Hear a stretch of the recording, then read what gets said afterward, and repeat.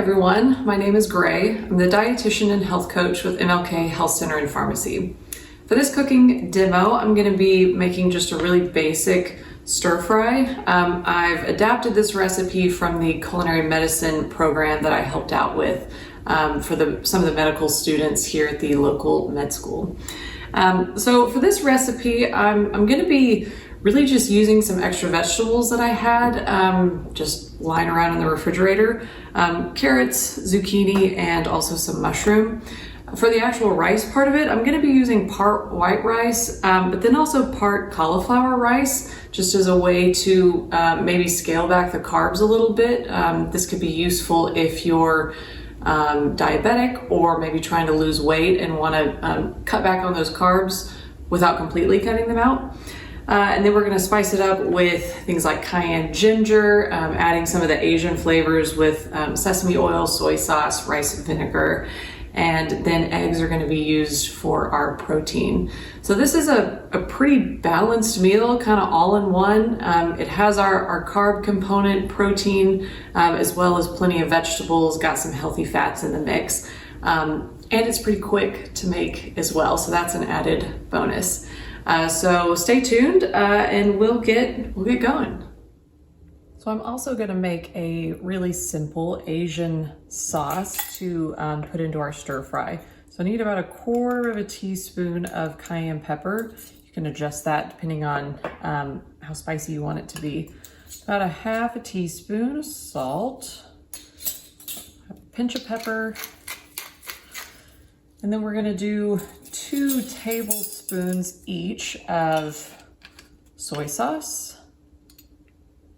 We're also going to be adding honey, and anytime you add honey to something, I recommend doing it last, just so you don't get your measuring spoon all sticky and gummed up. I'm going to have 2 tablespoons of rice vinegar. There's 1, ooh, and 2. Doesn't have to be perfect. And then we're going to do a couple teaspoons of honey. If you are measuring honey, you can put a little olive oil or other type of oil in the spoon, and that helps it come out a little easier. I did not do that, and now suffering for it, but there we go. And then we just mix that up with a whisk or a fork until it's pretty evenly combined. And then we're going to add this to our stir fry once we get the vegetables going. So here I've taken about 1.5 cups of frozen cauliflower rice. I've added about 1/4 cup of water, give or take. I have the heat on medium, so I'm gonna kind of break up these chunks a little bit as it starts to cook and thaw. Probably gonna cook this around 6 or 8 minutes. Throw a lid on so it captures that steam, just to help steam and soften that down a little bit. All right, so I've taken the lid off for about a minute or so because I want all that extra moisture to evaporate off. So now the skillet's pretty dry, so I'm going to replace that moisture with a more flavorful variety. So I'm going to be adding a little pat of butter, not the most Asian, but that's okay. Maybe about 1 tablespoon of soy sauce, and then I'm going to add about 1.5 cups of cooked rice. I actually cooked this a few days ago, and I've had it in the refrigerator. If you're concerned about the amount of carbs that you're eating, you're maybe trying to cut back on the carbs, but you really love things like pasta or potatoes or rice, a trick is to cook it in advance and then refrigerate it. When you cook and then cool down those starches, they form something called a resistant starch, which is basically like adding more fiber to it, and it makes it not affect your blood sugar as strongly, which is going to be helpful for managing blood sugar, but also things like managing weight and such. So a little tip there. I've got all the goodie kind of added in here now. I'm going to bump the heat up a little bit, so that way I get a little bit of crispiness on this rice and cauliflower, and it gets mixed in real well. So to get that some of those little crispy bits like you might find at a hibachi restaurant where they're cooking rice in front of you. You can make kind of basically a single layer of rice here, and then just let it sit for maybe a minute or so, depending on how hot your pan is. That's gonna really kind of get some little crispy bits on the underside. And then you can avoid the temptation. Once that's sit for a little bit, you can stir it, kind of scrape the bottom of the pan. So you're lifting up those bits of flavor. You can see some of those little brown bits starting to form. And then do the same thing.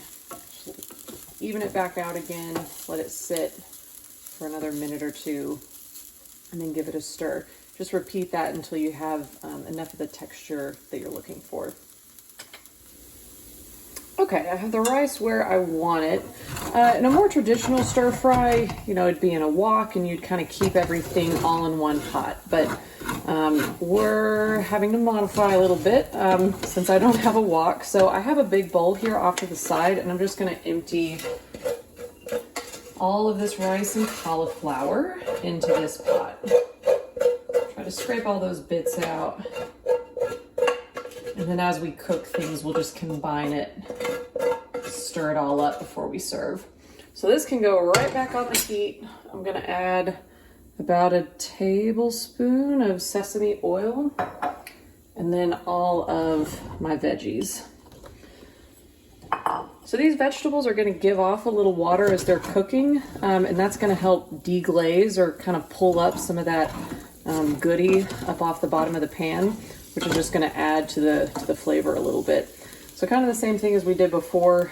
You want to just make an even layer more or less and just let it chill for a few minutes to get some of that good color on these vegetables. So I added probably 2 to 3 cups of our cut up vegetables. That's about how much volume you're going to want out of this. And then I added about 1/4 cup of water. This was just to help loosen some of those starches that were on the bottom of the pan, so that way they didn't get really stuck and start to burn and ruin some of that flavor. So we're doing kind of like we did before, just making an even layer more or less, letting that sit for a few minutes and then stirring. With some of these vegetables and things, less stirring is better sometimes, so we can get a little more caramelization and color on those veggies. All right, my vegetables are about a minute away from being done. So at this point, I'm gonna add this sauce that I mixed up earlier. All that honey off the bottom. Pour that over the top. And then I found some of this squeezable ginger in my fridge. So I'm actually gonna add a tiny bit of that. Maybe like half of a teaspoon or so. I like the flavor of ginger, so it's totally optional. If you're not a fan, you can leave that out. But we're just gonna mix this around, let it hang out here for a few minutes just to let everything mix up well. Probably about a minute or two here, and then we'll transfer this to the bowl. So a couple just pointers and tips here. One is that starch that was kind of on the bottom of the pot or pan is coming up a little bit now. It's actually helping the sauce to thicken up a bit. Also, as some of that moisture boils off, it thickens as well. So it's got a better texture. It's not as watery. You also want to make sure that you're tasting as you go. So you want to taste your rice, you want to taste your vegetables, taste every component to make sure that nothing is excessively salty or too bland. If it's missing something, you want to add that as you go instead of trying to correct for it all at the end. So these are looking good. I'm going to turn down that heat and add this to the bowl.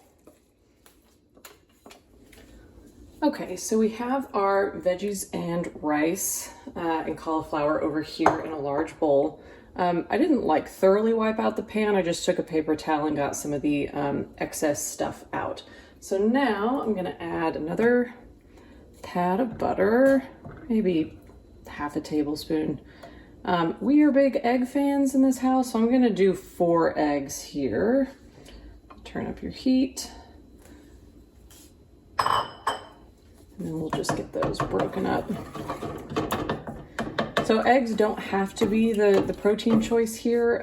I just went for eggs because they're easy and convenient. And it's just not as much to do as it would be for something else. You could do tofu if you wanted, chicken, shrimp, beef, whatever sounds good to you. But yeah, personal preference. We'll get these scrambled. Okay, so if I was doing scrambled eggs just as a part of breakfast, I would have pulled them about 30 seconds or so ago. But for a stir fry, I like the eggs to kind of stand up to all the other stuff going on, so I'm gonna overcook them a little bit. They're a little tougher, but I think it works better for this dish. So at about this point, I'm gonna kill the heat and actually just let it sit for a few minutes. I found that helps to get off some of the stuff that's stuck to the bottom if you just let it chill for a couple minutes. So I'm gonna let that sit. So my eggs sat for a couple of minutes and those little bits are coming off the bottom of the pan much easier now. So once I get a good chunk of those, I'm gonna add this to my bowl of veggies and rice and cauliflower rice. Set that off to the side, and then we're just gonna gently stir this together.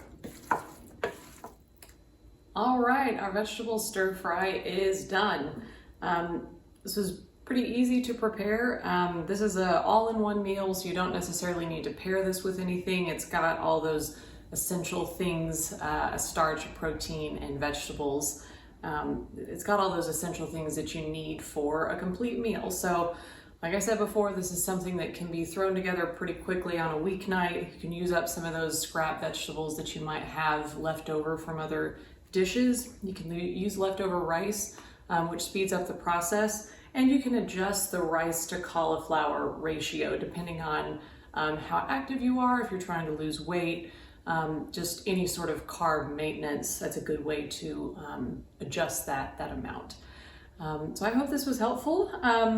Definitely give this a try at home. I think you'll find it very tasty.